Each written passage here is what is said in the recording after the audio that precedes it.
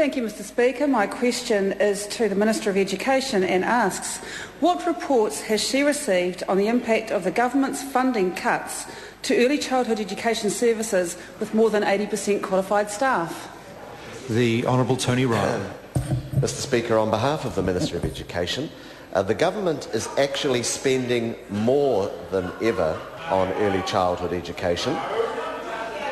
The government will invest $1.3 billion in early childhood education in 2010-11. That's an increase of $107 million from the previous year. I am advised the Minister has received no formal reports on the impacts of the funding changes. Moroney. To the Minister, has she seen a report about First Five Community Childhood Centre in the electorate of Mana, where the Treasurer David Codwell says the impact of her funding cuts will result in an increase in fees to families of up to $50 per child per week?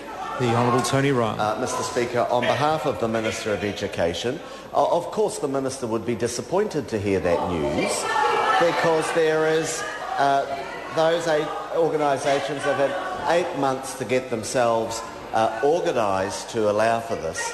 The fact is the government is putting more money into early childhood education subsidies. We simply can't carry on with a situation where the budget for early childhood education trebled and participation went up by less than 1%. Moroney. What does she say to Mrs Nikki Ali Falso, who has 2 children attending the First Five Centre in Porirua, and because of government funding cuts, now faces... And I'll start again. What does she say to Mrs Nikki Ali Falso? Order! And I'm on my feet, I say to the government front benches on this occasion. Now look, the member should just ask a question. She'll note when the Minister was answering the last question there was a very significant level of interjection from her own colleagues. She shouldn't be totally surprised if some of the government members interject a little on her question, although I'd prefer the House to be, both sides, be a bit more reasonable. Moroney, please, with the question.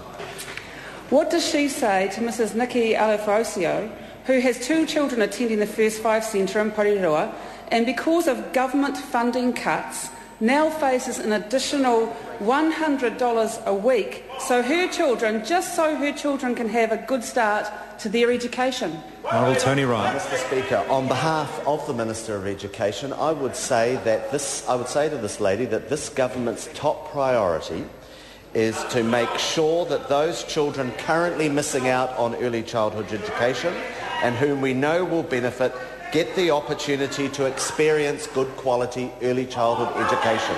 That's why we are putting an extra $107 million into early childhood education subsidies this year, and have also set aside $91 million to improve the participation rate.